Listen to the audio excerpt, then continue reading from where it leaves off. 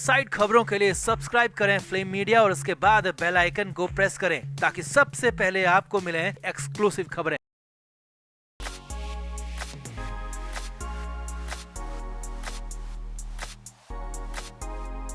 कई तरह के आरोप और प्रत्यारोप और छींटाकशी के बीच कहीं न कहीं उद्धव ठाकरे को अब भी आस है कि बीजेपी उन्हें एक मौका और देगी और महाविकास आघाड़ी या कहें कि कांग्रेस से रिश्ता तोड़ने की असल वजह भी यही हो सकती है। अब उद्धव की पार्टी की तरफ से कई बयान आ चुके हैं, मगर आज पहली बार बीजेपी का आधिकारिक बयान आया है, वो भी उद्धव ठाकरे को लेकर। बीजेपी ने बीएमसी चुनाव और उद्धव ठाकरे को लेकर सब कुछ क्लियर कर दिया। तो क्या है बीजेपी का ऑफिशियल स्टेटमेंट? क्या बीजेपी उद्धव को एक और मौका देगी या फिर उद्धव को अभी लंबी तपस्या करनी पड़ेगी? आपको भी दिखाते हैं, आप भी वीडियो को शेयर करें और कमेंट बॉक्स में जरूर बताएं कि क्या बीएमसी चुनाव के लिए बीजेपी उद्धव का साथ आना जरूरी है, फायदेमंद होगा? कमेंट जरूर करें।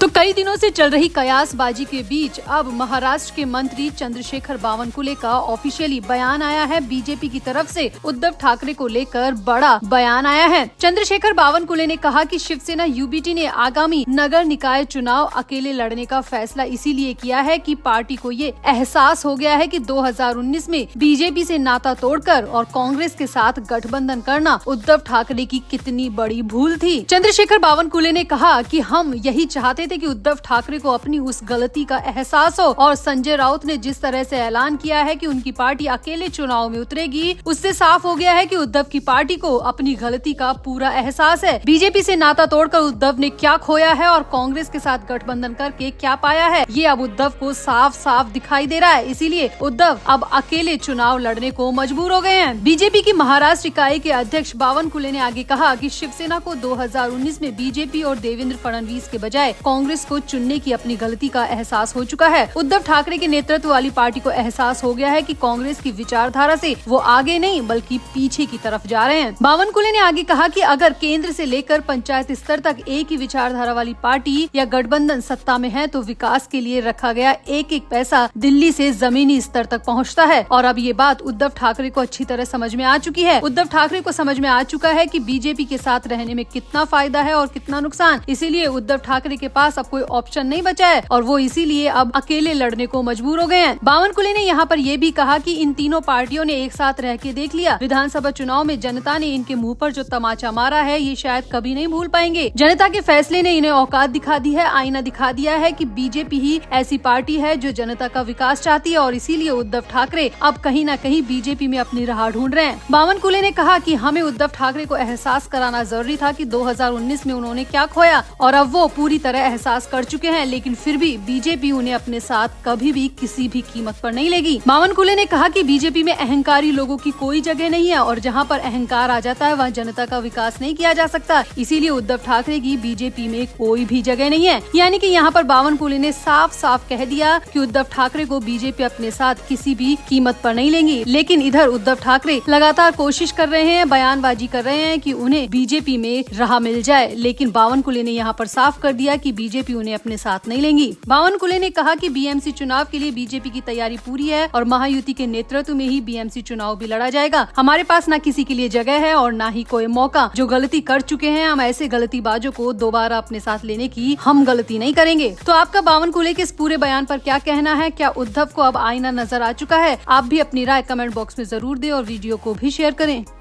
तो शनिवार यानी कि 11 जनवरी को दोपहर में संजय राउत मीडिया के सामने पेश हुए। संजय राउत के चेहरे पर बेहद ही शांति दिख रही थी, आंखों में किसी भी तरह का उतावलापन नहीं था और जुबान भी पूरी तरह खामोश थी। वरना अक्सर संजय राउत जब भी मीडिया के सामने आते हैं तो अपने तल्ख तेवर के साथ आते हैं। अपनी बयानबाजी को लेकर हमेशा कोई ना कोई हंगामा, कोई ना कोई विवाद खड़ा कर देते हैं। लेकिन इस बार संजय राउत के सुर पूरी तरह बदले हुए नजर आए और उनके बोलने की पिच यानी कि आवाज भी बेहद स्लो थी। आवाज में बहुत नरमी थी, जिसको लेकर अंदाजा लगाया जा रहा है कि संजय राउत पर उद्धव ठाकरे की फटकार का बड़ा असर हुआ है। अब संजय राउत मीडिया के सामने आए तो कुछ न कुछ बड़ा लेकर आए होंगे और हाँ, वाकई में संजय राउत कुछ बड़ा ऐलान करके ही मीडिया के सामने से गए। शिवसेना यूबीटी नेता संजय राउत ने बड़ा ऐलान किया। उन्होंने कहा कि उनकी पार्टी आगामी बीएमसी चुनाव अकेले लड़ेगी। संजय राउत ने साफ कहा कि विपक्षी गठबंधन इंडिया और महाविकास आघाड़ी एमवीए गठबंधन लोकसभा और विधानसभा चुनावों तक ही था। संजय राउत के इस बयान की सियासी गलियारों में खूब चर्चा हो रही है और कांग्रेस ने इस पर पलटवार भी किया है। संजय राउत ने कहा कि गठबंधन में अलग अलग दलों के कार्यकर्ताओं को अवसर नहीं मिलते और इससे संगठनात्मक विकास में बाधा आती है। हम अपने दम पर अकेले मुंबई, ठाणे, नागपुर, अन्य नगर निगमों, जिला परिषद और पंचायत के चुनाव लड़ेंगे। संजय राउत ने ये भी कहा कि उद्धव ठाकरे ने पार्टी के सभी नेता और कार्यकर्ताओं को आदेश दे दिया है और साफ साफ कह दिया है कि अकेले चुनाव लड़ने के लिए पूरी तरह तैयार रहें। संजय राउत ने यहाँ पर ये भी साफ कर दिया कि महाविकास अघाड़ी का उनका गठबंधन खत्म हो चुका है, क्योंकि ये सिर्फ लोकसभा और विधानसभा चुनावों तक था और अब